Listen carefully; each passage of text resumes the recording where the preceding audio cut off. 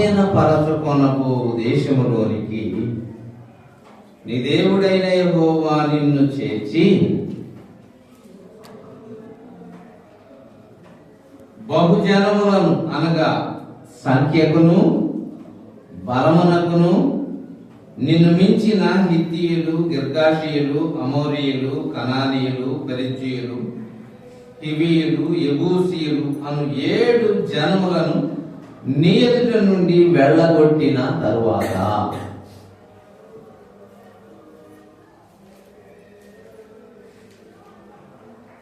చిన్న ప్రార్థన చేస్తా. దయగల మా తండ్రి, నీకు స్తోత్రం. మమ్మల్ని ప్రేమించి డిసెంబర్ నెల 2వ పరిశుద్ధ పునరుద్ధాన దినములో సజీవులుగా ఉంచి మీ సన్నిధిలో ఆరాధించే కృపను అనుగ్రహించావు ప్రభు. నైనా మిమ్మల్ని జ్ఞాపకం చేసుకొని మిమ్మల్ని స్తుతిస్తూ మీ మరణ పునరుద్ధానములను బట్టి అతిశయిస్తూ, ఆనందిస్తూ, సంతోషిస్తూ, కృతజ్ఞతాస్తుతులు చెల్లిస్తూ మీ సన్నిధిలో గడపడానికి దయ చూపాం. ఇంతవరకు మీరు మాకు తోడుగా ఉండి నడిపించారు. మీ మాటలు వింటూ ఉండగా సహాయం చేయండి అయ్యా. మమ్మల్ని బలపరచండి నాయన. మీ మాటల్లో ఉన్న సత్యాలు గ్రహించే కృపను దయచేయండి. యేసుక్రీస్తు ప్రభు నామములో స్తోత్రము చెల్లించి ప్రార్థన చేసి వేడుకుంటున్నాం ప్రియ తండ్రి. ఆమేన్. ఈ వాక్య భాగాలను మనము ధ్యానం చేస్తూ వస్తున్నాం. యేసుక్రీస్తు లేకపోతే దేవుడైన యెహోవా ఇశ్రాయేలు ప్రజలను ఐగుప్తు దేశము నుండి నడిపిస్తూ తీసుకొని వస్తున్న తర్వాత యోర్దాను నది అంచుకు వచ్చారు. యోర్దాను నది అంచుకు వచ్చిన తరువాత ఒకసారి వెళ్ళి ఆ దేశాన్ని కూడా చూసి రమ్మని చెప్పాడు. వెళ్ళి చూసి వచ్చారు. తర్వాత మోషే ఇక యోర్దాను దాటబోయే ముందుగా వాళ్ళకి 2వసారి ఉపదేశం చేశాడు. గతంలో చెప్పిన సంగతులే, దేవుడు బోధించిన విషయాలే మరలా 2వసారి చెప్పాడు. అందుకనే దీన్ని ద్వితీయ ఉపదేశకాండం అన్నారు. 2వసారి ఈ యొక్క ఉపదేశం చేశాడు. వాళ్ళు 2వసారి చేస్తూ అన్నాడు,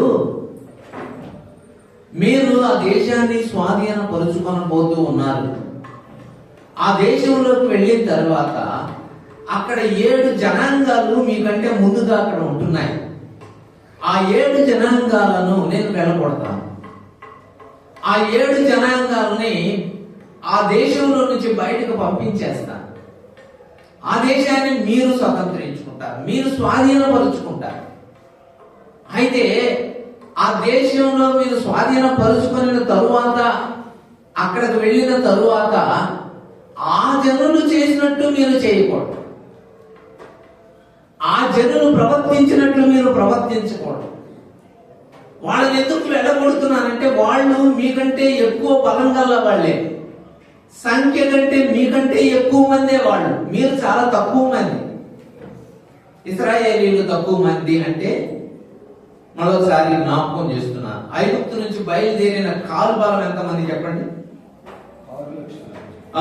యుద్ధ వీరులు కాల్బలము 6 లక్షల మంది.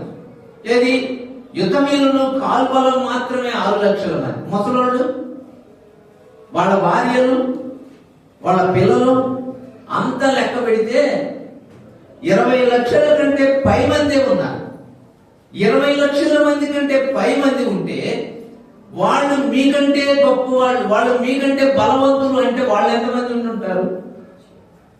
ఆ 7 జనాంగాలు చాలా ఎక్కువ మంది ఉంటుంటారు. వాళ్ళు మీకంటే సంఖ్య కంటే బలమునకును మించిన వాళ్ళు అన్నాడు. వాళ్ళు బలానికి మీకంటే ఎక్కువ బలం గల వాళ్ళే, సంఖ్య కూడా మీకంటే ఎక్కువ మంది. అయినా వాళ్ళని ఆ దేశంలో నుంచి వెళ్ళగొడుతున్నారు. కారణం ఏంటంటే గతంలో 2 పర్యాయాలు వాళ్ళని వెళ్ళగొట్టడానికి కారణాలు మనం ధ్యానం చేశాం. జ్ఞాపకం ఉన్న వాళ్ళు ఎవరైనా ఒకరు. మొదటి కారణం, వాళ్ళని వెళ్ళగొట్టడానికి ముఖ్యమైన కారణం మాట వినకపోవటం. దేవుని మాట వినకపోవటమే వాళ్ళు చేసిన పెద్ద తప్పు. అన్నాడు కదా 8వ అధ్యాయం. అక్కడే చూడండి, 8వ అధ్యాయము 20వ వచనం. 8వ అధ్యాయం 20వ వచనం. నీ ఎదుట ఉండకుండా నశింపచేయుచున్న జనములు వినకపోయినట్టు. అంటే వాళ్ళు ఏం చేయలేదని, వాళ్ళు వినలా మాట. సో కాబట్టి వాళ్ళని ఎందుకు వెళ్ళగొడుతున్నానంటే, వాళ్ళు మాట వినని ప్రజలు. వాళ్ళు వినకపోయినట్లు మీ దేవుడైన యెహోవా మాట మీరు వినకపోయినా మీరు వారి వలె. ఈ పాఠం మనకి అయిపోయింది. అంటే మాట వినడం దేవునికి చాలా ఇష్టమైన సంగతి. ఎవరైనా సరే వీళ్ళు నా ప్రజలు కాబట్టి, వీళ్ళని నేను ఏర్పరచుకున్నాను కాబట్టి, వీళ్ళని నేను ప్రత్యేకంగా యాకోబు సంతానంగా ఏర్పరచుకున్నాను కాబట్టి వీళ్ళు మాట వినకపోయినా పర్వాలేదా? లేదు. దేవుడు తన ప్రజలైనా సరే మాట వినకపోతే వాళ్ళని ఎలగొట్టినట్టు మిమ్మల్ని కూడా అదే. అంటే దేవునిలో ఉన్న గొప్ప గుణం ఏంటంటే పక్షపాతం లేని. మన దేవునికి పక్షపాతం లేదు. అందుకే మనం ఆయన్ని గౌరవించాలి, గణపరచాలి. అయ్యా నువ్వు ఎంత మంచి దేవుడు అయ్యా, నీలో పక్షపాతం లేదయ్యా. అట్లయితే మనం ఏమనుకున్నామంటే దేవుని నమ్మిన బిడ్డల్లో ఏముండకూడదు, పక్షపాతం కాదు. పక్షపాతం ఎవరికైనా వస్తుంది, నమ్ముకున్న నమ్ముకోకొని వచ్చారు. పక్షపాతం కాదు, పక్షపాతం ఉండకూడదు. అంటే పార్షియాలిటీ అంట. అదే వాడు మనవాడు ఎవరు, మన సంఘస్థుడు కాబట్టి, మన ప్రార్థనకు వచ్చేవాడు కాబట్టి ఎన్ని తప్పులు మాట్లాడినా పర్వా, ఎంత చేసినా అంటానికి కుదరదు. దేవుని వాక్యం ఒప్పుకోదు. దేవునిలో పక్షపాతం లేదు. అన్యజనులైనా ఇశ్రాయేలు ప్రజలైనా ఆయన మాట వినకపోతే వాళ్ళైనా కొట్టేస్తాడు. అదే చెప్పాడు. అది మొట్టమొదటి పాఠం. రెండవ పాఠం ఎందుకు వెళ్ళగొట్టానన్నాడు. Very good. వాళ్ళల్లో ఏముంది? చెడుతనం ఉంది. ఏంటో చెడుతనం? విగ్రహారాధన. వాళ్ళల్లో విగ్రహారాధన ఉన్నది. కాబట్టి విగ్రహారాధన నేను ఎప్పుడు ఒప్పుకోను. ఎందుకు ఒప్పుకోడు దేవుడు విగ్రహారాధన అంటే? జాగ్రత్తగా వినండి. అది మనం యెషయా గ్రంథంలో దేవుడు ఎందుకు విగ్రహారాధన ఒప్పుకోడో మనం చదివాం. ఎందుకు ఒప్పుకోడు దేవుడు విగ్రహారాధనని? ఎందుకు ఒప్పుకోడు దేవుడు విగ్రహారాధనని? చూడండి, యెషయా గ్రంథం మీరందరూ ఎందుకు ఒప్పుకోడో యెషయా గ్రంథం 42వ అధ్యాయం. ఎందుకు దేవుడు విగ్రహారాధన దేవుడు ఒప్పుకోడు అంటే మనం చదివాం కూడా. అందుకే జ్ఞాపకం చేస్తున్నారు. 42:8 వచ్చిన యెహోవాను నేనే, ఇదే నా నామం, మరి ఎవరికి నా మహిమను నేను ఇచ్చువాడను కాను. నాకు రావలసిన స్తోత్రమును, నాకు రావలసిన మహిమను, నాకు రావలసిన స్తోత్రమును, నాకు రావలసిన ఘనతను, నాకు రావలసిన ఔన్నత్యాన్ని, నాకు రావలసిన ఆ గొప్పతనాన్ని ఇవ్వను, చందనివ్వను. కాబట్టి దేవుడు వాటిని అసహించుకున్నాడు. ఇశ్రాయేలు ప్రజలు అలాంటి చెడుతనం చేశారు, వాళ్ళు కూడా అలా చేశారు. అందుకే వాళ్ళని దేవుడు, జాగ్రత్తగా వినండి, మోషే కొండ మీదకి వెళ్ళాడు. సందర్భం జ్ఞాపకం చేశాను. మోషే కొండ మీద నుంచి దిగి రావడం ఆలస్యమయ్యే రేఖ వీళ్ళు ఏం చేశారు?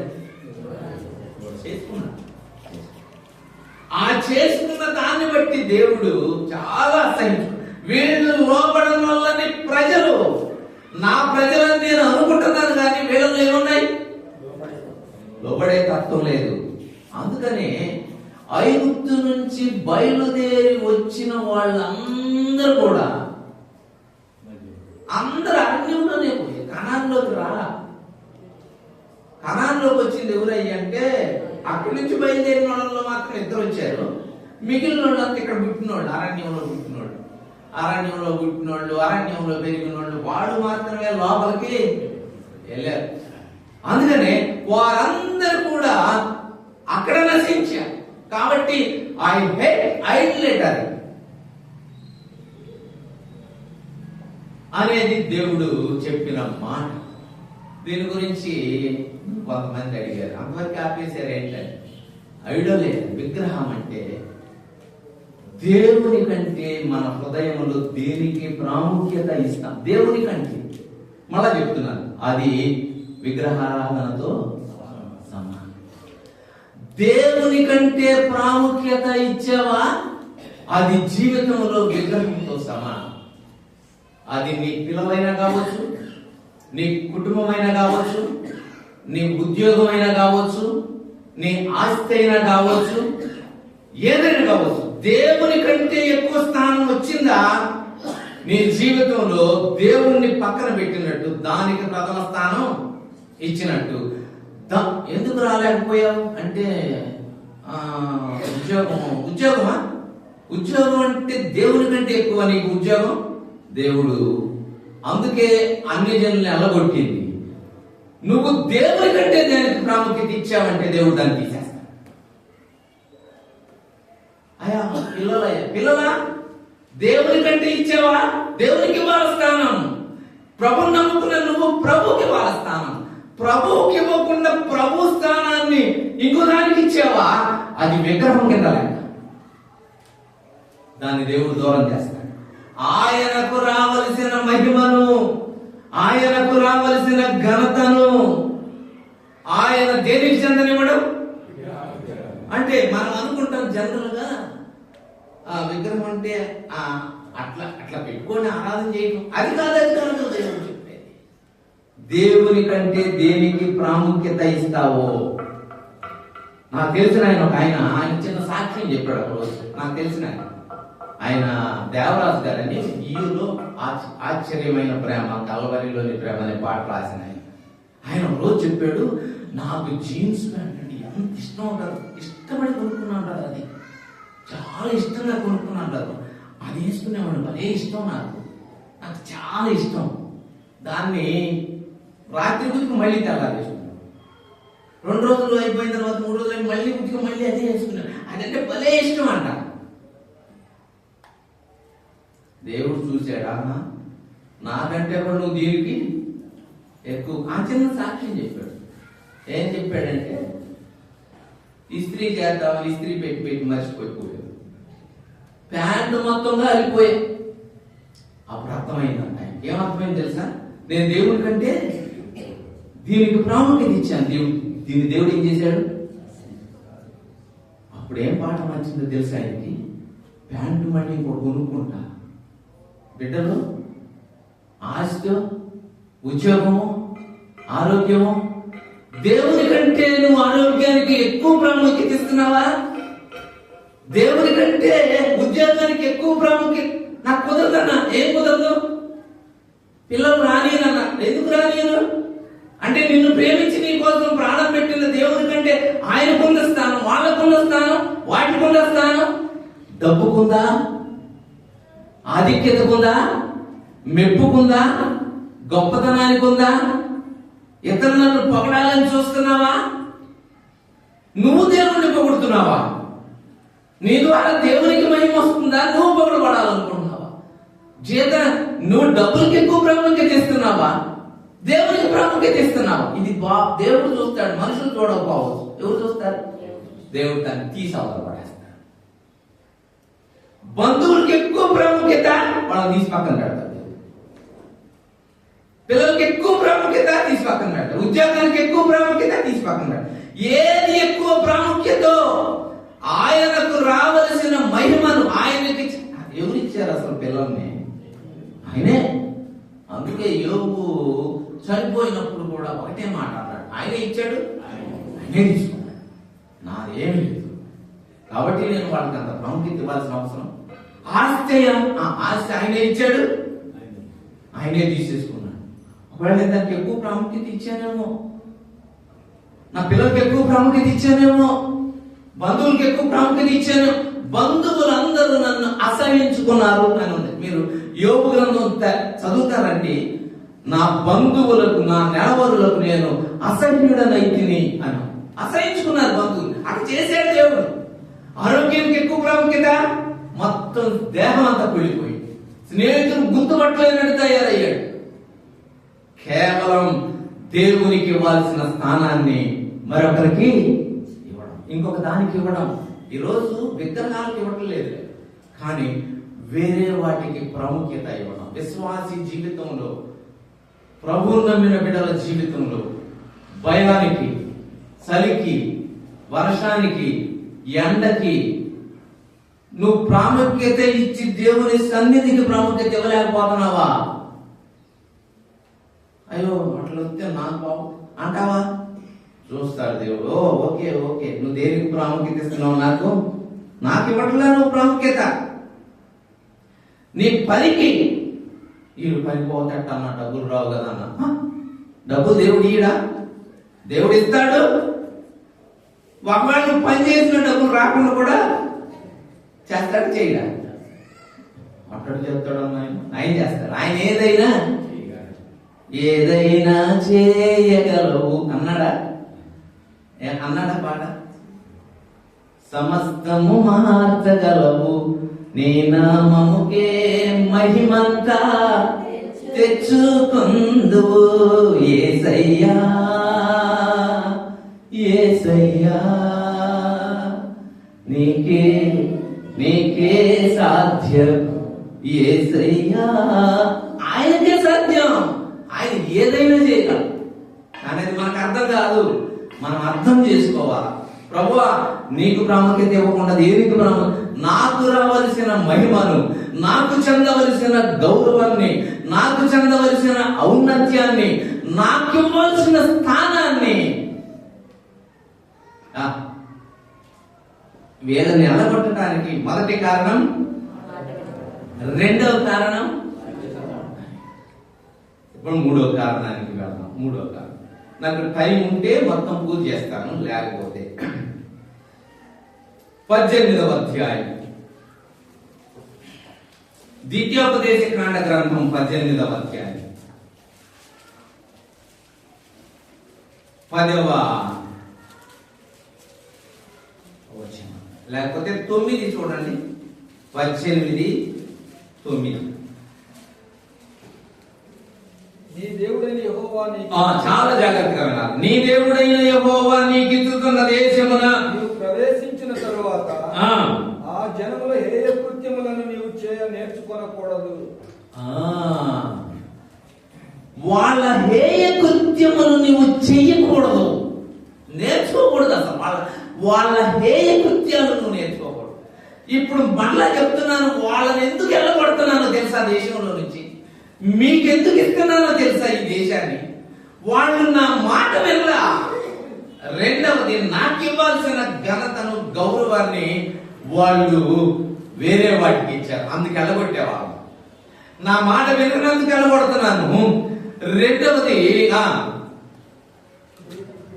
వాళ్ళు నాకు ఇవ్వాల్సిన ఘనతను వేరే వాటికి ఇచ్చారు, వెళ్ళగొడుతున్నాను. మూడవది, వాళ్ళు హేయ కృత్యాలు చేశారు. వాళ్ళు ఏం చేశారు చెప్పండి? హేయ కృత్యాలు చేశారు. హేయ కృత్యాలు అంటే,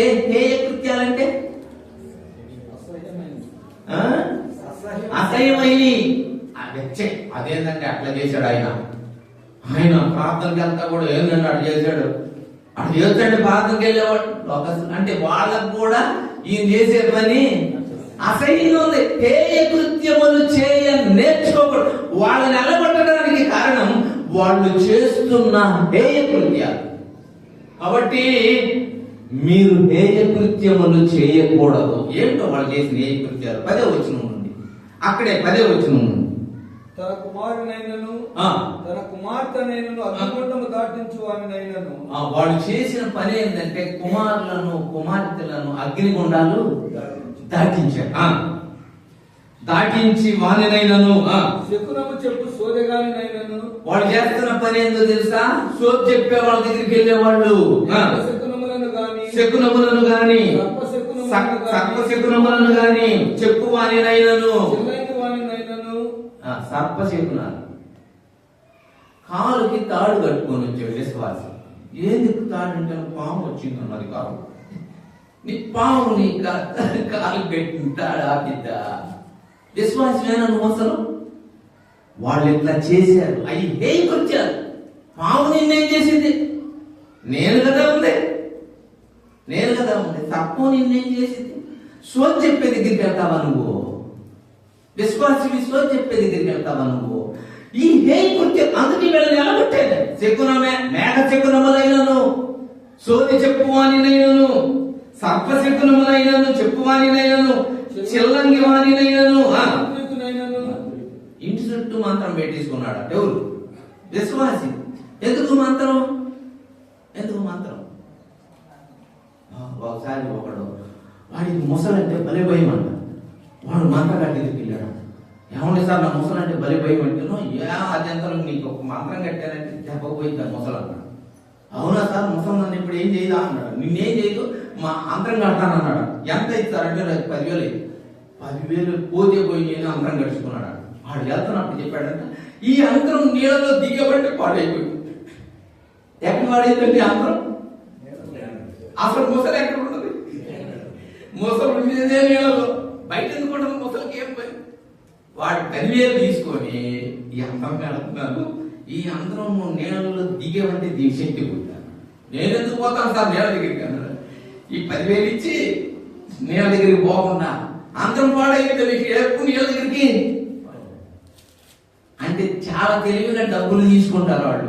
మాంత్రికునినైనను, దయ్యముల యొక్క విచారణ చేయవానినైనను మీ మధ్య వాళ్ళు అలా చేశారు. మీ ఎదుట నుండి నేను వెళ్ళగొట్టుతున్న ఈ జనములు అసహ్య కార్యములు చేశారు.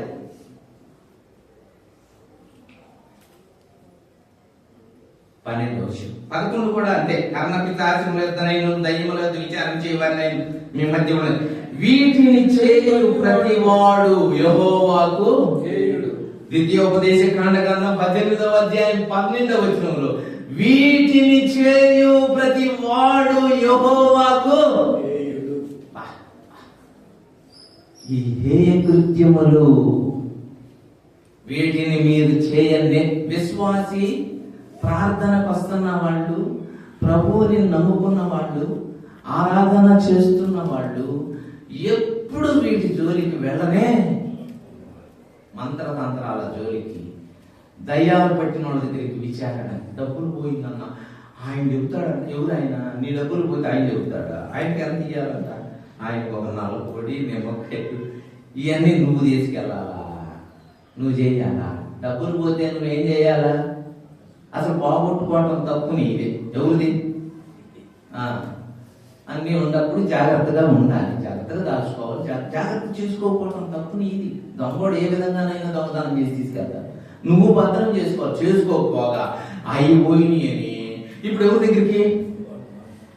మంత్రగాడి దగ్గరికి, దయ్యాలు పట్టిన వాళ్ళ దగ్గరికి. ఆయన చెప్తాడంట, మరి చూసి అక్కడ ఏదో చేస్తాడంట, దాంట్లో కనపడతాడంట. వాడు కనపడటం, అడుగు వాడు పోతున్నాడు చూడు అంటాడు. వాడిని కనపడే అంటే డబ్బుల కోసం వాళ్ళు ఏమైనా చేస్తారు. నిన్ను మభ్య పెడతారు, మాయ చేస్తారు. అవసరంలా అసలు ప్రార్థన చేసుకోవడమే.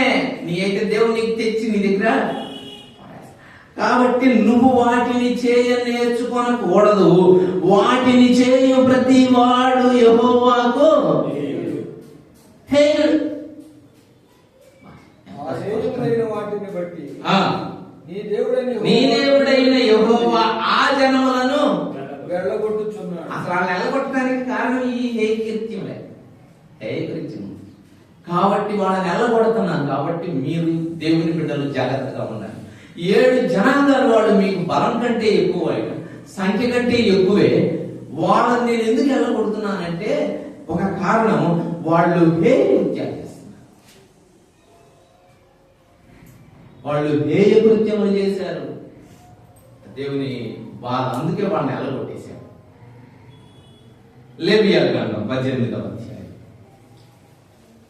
లేవియాకాండం 18వ అధ్యాయం 22 నుండి. స్త్రీ చైనము వలె పురుష చైనము కూడదు. కూడదు. అది హేయము. అది హేయం. ఏ జంతువునందును నీ స్ఖలనము చేసి దాని వలన అపవిత్రత కలుగు చేసుకోకూడదు. జంతువు స్త్రీని పొందినట్లు ఆమె దాని ఎదుట నిలువరాదు. అది విపరీతము. 30వ వచనం. కాబట్టి మీకంటే ముందుగా ఉన్నవారు అనుసరించిన హేయమైన ఆచారములలో దేనినైనాను అనుసరించుట వలన అపవిత్రత కలుగు చేసుకొనకుండునట్లు నేను మీకు విధించిన విధిని అనుసరించి నడుచుకొనవలెను. నేను మీ దేవుడనైన యెహోవాను. ఆ జనాల ఆచారాలు, వాళ్ళు చేసిన హేయ కృత్యములు, హేయ క్రియలు మీరు నేర్చుకోకూడదు, మీరు చేయకూడదు. మీరు వాటి వలన అపవిత్రత తెచ్చుకోకూడదు. నేను మీ దేవుడనైనా ఆ మాట చివరిలో చెప్పాడు. 30వ వచనం చివరి లైన్లో నేను మీ దేవుడనైన యెహోవాను అంటే అర్థం ఏంటంటే నేను పరిశుద్ధుడను. మీరు అపవిత్రత చేసుకోకూడదు, అపవిత్రత కలుగు చేసుకోకూడదు, అపవిత్ర కార్యములలో పాలు పొందకూడదు, అపవిత్రమైన వాటిని మీరు చేయకూడదు. సో కాబట్టి నేను మీ దేవుడనైన యెహోవాను అనే మాట ఎందుకు జ్ఞాపకం చేస్తాను? నేను పరిశుద్ధుడను. మీరు కూడా ఎలా ఉండాలి? అంటే ఈ చేసే వాళ్ళందరూ కూడా అపవిత్రులు అవుతారు. అపవిత్రులైన ప్రతి వాళ్ళు కూడా దేవుని దృష్టిలో హేయులుగా చేయాలి. సో కాబట్టి అందుకే వాళ్ళని మీ ఎదుట నుంచి నేను ఏం చేశాను? నిలగొట్టిన. ఆ మాట 30వ వచనంలో చెప్పాడు. కాబట్టి మీకంటే ముందుగా ఉన్నవారు అనుసరించిన ఆ హేయమైన ఆచారములలో దేనినైనాను అనుసరించుట వలన మీరు అపవిత్రులు అవుతారు. కాబట్టి మీరు అపవిత్రులు కాకూడదు. ఎప్పుడు అపవిత్రులు ఏదేదో చేసేసి, ఎక్కడెక్కడో తిరిగి వచ్చి, ఏమేమో చేసి, సరిగ్గా లేకుండా ఎట్టబడితే అట్లా వచ్చి ప్రభు శరీరము, ప్రభు రక్తం మనం ఎప్పుడు పాలు పొందకూడదు. అందుకే ఎప్పుడు పరిశుద్ధంగా ఉండడానికి, ఎప్పుడు పరిశుద్ధంగానే జీవించాలి. ప్రభు మాటలను అనుసరిస్తూనే జీవించాలి. ప్రభు వాక్యాన్ని అనుసరిస్తూనే నడుచుకోవాలి. వాళ్ళు అలా చేశారు, వాళ్ళు అసహ్యమైన కానీ వాళ్ళని అందుకే ఎలగొట్టారు. మిమ్మల్ని పెడుతున్నాను, మీరు మాత్రం జాగ్రత్తగా ఉండాలి. దయచేసి రాజుల 2వ గ్రంథం 21వ అధ్యాయం. రాజుల 2వ గ్రంథం 21వ అధ్యాయం 2వ వచనం. అతడు యెహోవా దృష్టికి చెడుతనము జరిగించుచు ఇశ్రాయేలీయుల ఎదుట నిలవకుండా యెహోవా వెళ్ళగొట్టిన జనములు చేసినట్లు హేయ క్రియలు చేయుచూ వచ్చెను. ఎవరైనా ఈయన రాజు, యోధా రాజు మనష్షే. ఈయన నాన్న హిజ్కియా మంచి భక్తుడండి. హిజ్కియా ప్రార్థన చేసి 15 సంవత్సరాల ఆయుష్ని ఆయన కడుపును పుట్టినోడు ఇశ్రాయేలీయుల ఎదుట నుండి యెహోవా ఎల్లగొట్టిన జనముల హేయ కృత్యములను నేర్చుకున్నాడంట, చేయడం మొదలు పెట్టాడు. దేవుడు ఊరుకుంటాడా? మనష్షే, హిజ్కియా కొడుకులే, రాజుగారులే అంటాడా? ఏం చేస్తాడు దేవుడు? ఊరుకుంటాడు. ఆయన ఊరుకునేవాడు కాదు. ఆయన పౌరుషంగా అలా దేవుడు చాలా నిజాయితీ పరుడు, కరెక్ట్ గా ఉంటాడు. ఆయన మాట చెప్పాడంటే మాట మీరేవాడు కాదు. మాట చెప్పాడంటే మాట తప్పేవాడు ఉన్నది ఉన్నట్టుగా చేస్తాడు. హేయ కృత్యములను చేయ నేర్చుకొనేను. ఆ హేకృత్యాలు, ఆ జనాలు చేసే హేకృత్యాలు చాలా ఉన్నాయి. వాటిని నేను మీకు చెప్పాలంటే చాలా హేకృత్యాలు. యోధా వాళ్ళు అలా చేయడం నేర్చుకున్నారంట. 21వ అధ్యాయంలోనే మొదటి రాజుల గ్రంథం 21వ అధ్యాయం ఇది ఇందాక 2 రాజుల గ్రంథం మనష్షే చేశాడు. 21వ అధ్యాయం మొదటి రాజుల గ్రంథం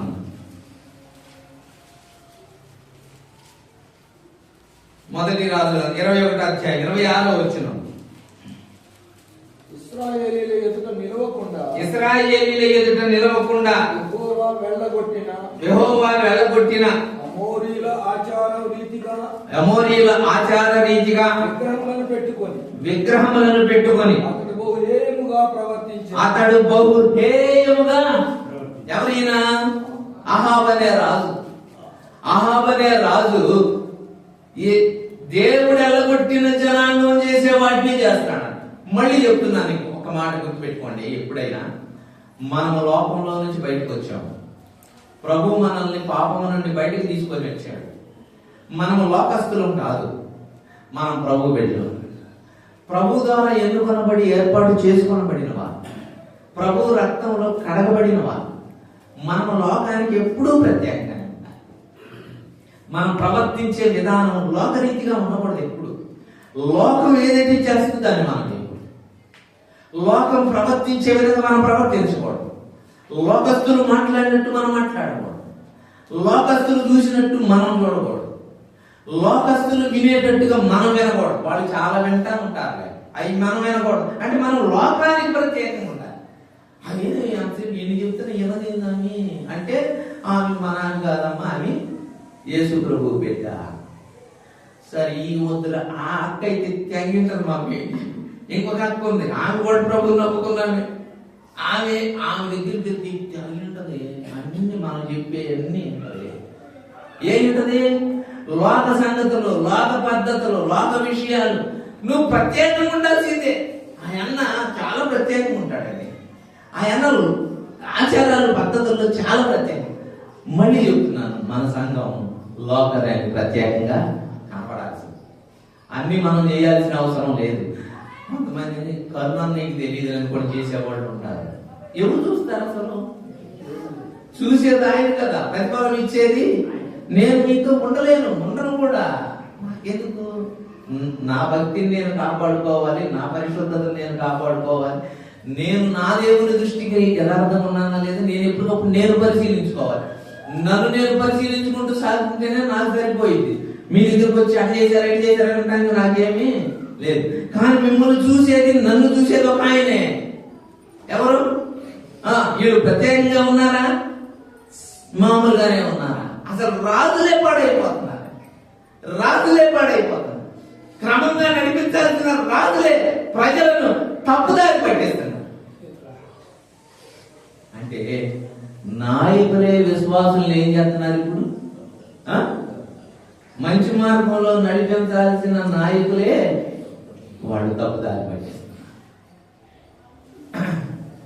అసలు సందర్భమే లేకపోయినా అక్కడ పోతే అంత ఇచ్చారు, ఇక్కడ పోతే ఎందుకు ఇచ్చారు, ఇది చేశారు, అక్కడ కోళ్ళు పోసి ఎందుకు అసలు సందర్భమే లేదు. అంటే ప్రజల్ని తప్పుదారి పట్టేస్తారు. రాజులే తప్పుదారి పట్టేస్తారు. వాక్యాన్ని నేర్పించటల్లా, వాక్యంలో ఉన్న క్రమాన్ని బోధించటల్లా. కాబట్టి హేయ కృత్యములను చేయ వాళ్ళని నిలగొట్టానే. కారణం ఏంటో తెలుసా? వాళ్ళు చేసిన హేయమైన లేవియాకాండం 20వ అధ్యాయం, 23వ వచనం. లేవియాకాండం 20వ అధ్యాయం 23వ వచనం. నేను మీ ఎదుట నుండి వెళ్ళగొట్టుచున్న జనముల ఆచారములను బట్టి, ఇందాకేమో అక్కడ వాటిని నేర్చుకొనకూడదు, వాటిని చెయ్యకూడదు అని చెప్పాడు. ఇప్పుడు అంటున్నాడు, నేను మీ ఎదుట నుండి వెళ్ళగొట్టిన జనముల ఆచారములను బట్టి. ఏందంట నడుచుకుంటే? ఏందంట వారు అట్టి క్రియలన్నీ చేసిరి గనుక నేను వారి యందు అసహ్యపడ్డాను. అది వాళ్ళని అసలు ఆ దేశంలో ఉండకుండా తరవటానికి కారణం ఏంటో తెలుసా? ఆ దేశంలో లేకుండా ఎల్లగొట్టడానికి కారణం దేవునికి అసహ్యమైన కార్యాలు చేశారు. అది మాటలు అర్థం అవుతుంది అనుకుంటున్నాను. మీకు అర్థం కాకపోతే చేయాలని మాట ఉండదు. ఇప్పుడు టైం అవుతుంది. ఇప్పుడు చాలా మంది ఎట్టుంటారు, ఇప్పుడు చేయొచ్చు మళ్ళీ చెబుతాడేమో, అసలుకి ఆకలి అవుతుంది, టిఫిన్ కూడా చేయకుండా వచ్చాము.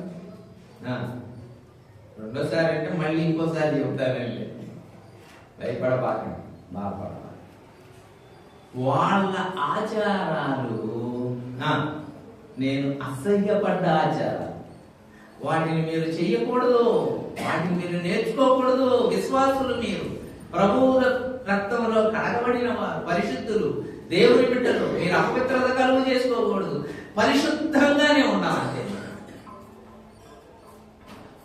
ఇలా చెప్పే దేవుడు ఎవరు ఉన్నారండి? ఇలా చెప్పే దేవుడు ఎవరున్నారు? ఇలా విధులు కట్టడలు ధర్మశాస్త్రం ఇచ్చే దేవుడు ఎవరున్నారండి? ఇలా నేర్పించే దేవుడు ఎవరున్నారు? ప్రజలు పరిశుద్ధంగా ఉండాలని చెప్పే దేవుడు ఎవరండి? ఈయన తప్ప మరొక దేవుడు లేడు. అందుకే ఈయన మనం అనుసరిస్తున్నాం, అందుకే మనం ఈయన ఆరాధిస్తున్నాం, అందుకే ఈయన మనం గణపరుస్తున్నాం. ఈ దేవుని వంటి దేవుడు ఉన్నాడా? లేడు లేడు. ఈయనకు సమమైన వారు ఎవరు కూడా లేరు, ఈయనకు సాటి అయిన వారు ఎవరు లేరు.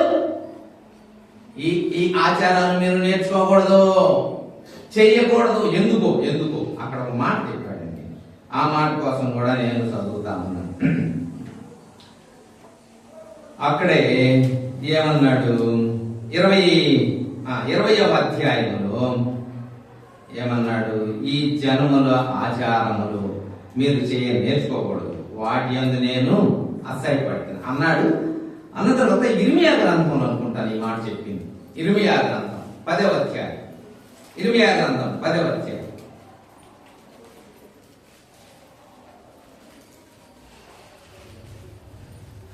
3వ వచనం.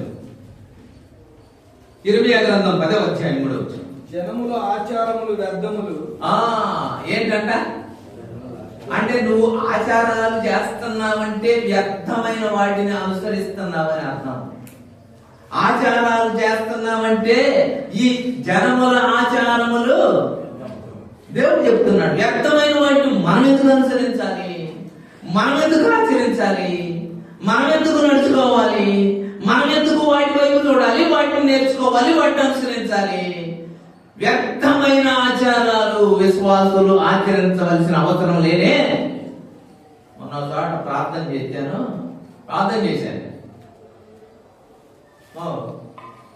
అమ్మాయి నూర బస్సు ముందురా అన్నాడు. ఎందుకు నేను ప్రార్థన చేసింది? నా చేత ఎందుకు ప్రార్థన చేయించావు అనవు. ప్రార్థన ఏది ప్రార్థన ఎదురుగా నేను అన్నాను, ఎప్పుడు ఇట్టాన్ని పని చేయబాక, నా చేత ప్రార్థన చేయించబాక. నువ్వు ప్రార్థన చేయించుకునే అట్లాంటివి చేసే కాడకి నా చేత ప్రార్థన చేయించడం ఎందుకు? ఇవన్నీ ఉంటాయి మన వాళ్ళకి, చాలా ఉంటాయి. పిల్లి ఎదురొచ్చినా, ఎదరాలు ఎదురొచ్చినా, ఇంకా తుమ్మినా తగ్గినా, ఈ అసలు వ్యర్థమైన ఆచారాలు విశ్వాసికి లేనే. దేవుడు చూశాడు బాగా, వీళ్ళు తుమ్ముతుంటే ఇప్పుడే తుమ్మాడు తర్వాత అందుకు దేవుడు ఏం చేశాడంటే కరోనా పెట్టాడు. ఒక్కరు తుమ్మారంటే అక్కడ ఎవరు ఉంటులా కూర్చోవాలి కదంటే ఎవరు ఎక్కడ కూర్చోకూడదు, తుమ్మాడయ్యా ఎవరు? ఆ తుమ్ముకి జనం భయపడి పారిపోయేటట్టు చేశాడు కదా. వాస్తవం కదా? దేవుడు ఎంత ఆయన తలసుకుంటే ఏమైనా చేయగలవు, సమస్తము మార్చగలవు అన్నాడు. నీ నామముకే మహిమంతా తెచ్చుకుందువు యేసయ్యా, యేసయ్యా నీకే ఆయన ఒక్కడికే సాధ్యం. యేసయ్యా యేసయ్యా నీకే సాధ్యము. ఆయన ఏమైనా చేయగలడు, ఏమైనా చేయగలడు. కాబట్టి ఆయనకు ఘనత ఇవ్వాలి, హేయ కృత్యములు నేర్చుకోకూడదు. ఇప్పుడు చెప్తాను, చకచక చెప్తాను. హేయ కృత్యాలు ఏంటో మీరు చకచక నేర్చుకోవాలి. హేయ కృత్యములు, హేయములు అనేవి నేను చదువుతా ఉంటే చకచక చెప్తా ఉంటాను. సామెత గ్రంథంలో చాలా ఉన్నాయి. సామెత గ్రంథం 11వ అధ్యాయం 20వ వచనం. అయిపోయింది టైం. 11:30 అయింది. మూర్ఖచిత్తులు యెహోవాకు హేయులు. జాగ్రత్తగా మూర్ఖ చిత్తులు యెహోవాకు హేయులు. ఈ మాట వినండి. ఎవరు హేయులు? మూర్ఖ చిత్తులు అంటే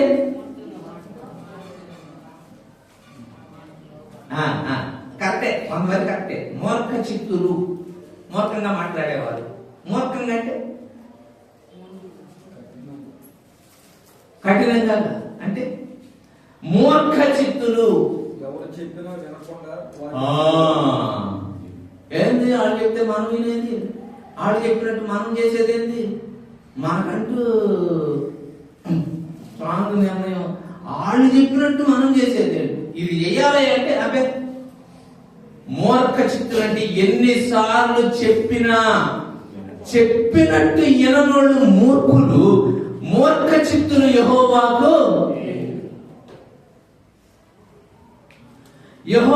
అసహించుకునేవాడు. మూర్ఖ చిత్తులు చెప్పినట్టు విననివాడు వీడు మూర్ఖుడు అండి. వాడికి ఎంత చెప్పినా వినడండి. మూర్ఖ చిత్తులు విశ్వాసులు మూర్ఖ చిత్తులు. ఒకసారి చెప్తే రెండోసారి ఆ పని చేయకూడదు. ఒకసారి చెప్తే రెండోసారి ఆ విధంగా ప్రవర్తించకూడదు. ఒకసారి చెప్తే రెండోసారి ఆ విధంగా నడవకూడదు, మాట్లాడకూడదు. అలా మాట్లాడేవాళ్ళు, అలా ప్రవర్తించే వాళ్ళు మూర్ఖ చిత్తులు, మూర్ఖంగా ఉండేవాళ్ళు. మూర్ఖ చిత్తులు యెహోవాకు 12:22 12:22 అబద్ధమాడు పెదవులు యెహోవాకు హేయములు. ఏంటంట? అబద్ధమాడే పెదవులు, నిజం చెప్పని పెదవులు. నిజం చెప్పినట్టు కనబడతారు, లోపలంతా అబద్ధమే. అబద్ధం చెప్పేవాళ్ళు యెహోవాకు హేయులు. అబద్ధం ఆడేవాళ్ళు ఎవరైనా సరే విశ్వాసులు మంచివాడు. విశ్వాసులు అబద్ధం ఆడితే మంచిదేనా? అసలు అబద్ధం ఆడకూడదు అనేదే ఒక దేవుని నియమం. దాన్ని విశ్వాసులు ఆడకూడదు, అవిశ్వాసులు వదిలేద్దాం. విశ్వాసుల సంగతి మనం ఆలోచించేద్దాం. విశ్వాసులు ఎప్పుడు ఎక్కడ అబద్ధమాడువారు యెహోవాకు హేయులు. 15:26 దురాలోచన అంటే చెడ్డ ఆలోచన చేసేవాళ్ళు వాళ్ళు యెహోవాకు హేయులు.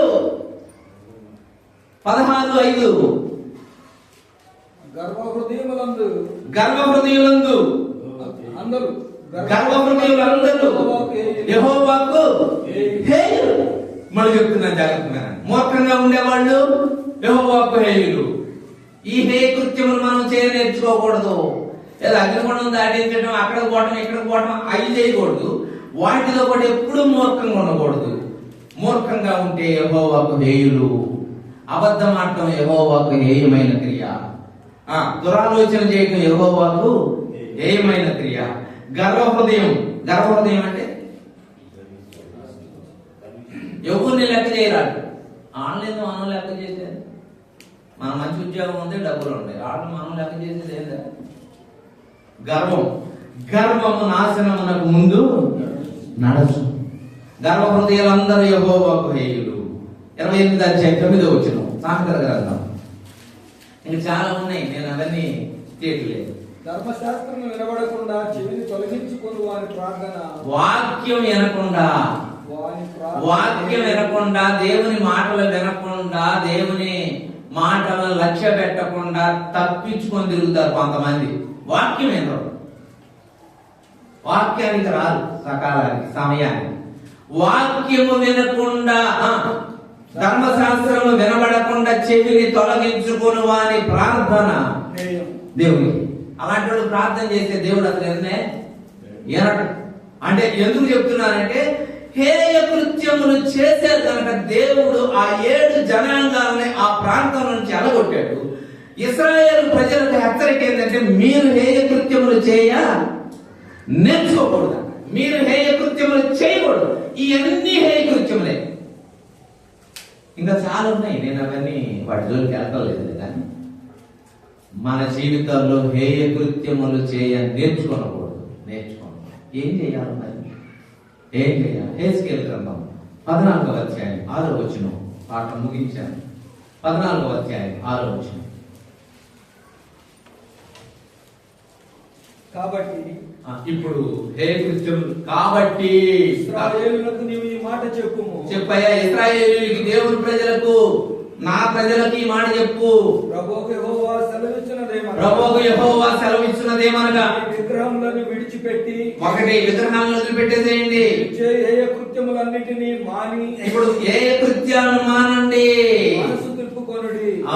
ఆ పని చేయండి చాలు. అబ్బా అబ్బా, దేవుని ప్రజలకు దేవుని హెచ్చరిక ఏంటో తెలుసా? ఆ కృత్యాలను మానండి, మనసు తిప్పుకోండి. మనసు తిప్పుకోండి. దేవుడు ఎంత ప్రేమగల వాడండి. ఆయన హేయ కృత్యాలు చేసేవాడు అంటే ఎగిరిపోతారు, చచ్చిపోతారు, వాడు శవాలైపోతారు, కనబడకుండా పోతారు. కానీ దేవుడు అలా అంటల్లా. మానుకొని మనసు తిప్పుకోండి, మనసు తిప్పుకోండి. మనసు తిప్పుకోవటమే దేవుడికి కావాలండి. అయ్యా నేను ఎంతవరకు ఇట్లాంటివి చేశానా, ఇలా చెప్పానా, ఇలా మాట్లాడానా, మూర్ఖంగా ప్రవర్తించానా, అబద్ధాలు ఆడానా, గర్వంగా ఉన్నానా, దేవా నీ వాక్యం వినకుండా నా చెవిని తెప్పించుకున్నానా, దేవా ఎన్ని పనులు చేశాను, ఇవన్నీ నీకు హేయం కదా, దురాలోచనలు నీకు హేయం కదా, ఇవన్నీ చేశానయ్యా.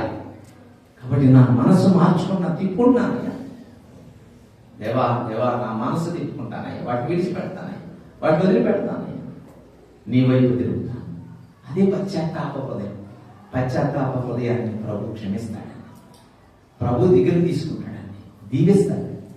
నా బిడ్డ నా వైపు తిరిగింది, వాటిని మానుకుంది, నా బిడ్డను నేను దీవించాలి అనే హృదయం దేవునికి కలుగుతుంది. హేయమైన కృత్యాలకు దూరంగా ఉండడం నేర్చుకోవాలి, పరిశుద్ధంగా ఉండడం నేర్చుకోవాలి, అపవిత్రత కలగకుండా జీవించడం నేర్చుకోవాలి. అలా చేయడానికి ప్రభు మనకు సహాయము చేయాలని ప్రార్థన చేసుకుంటాం.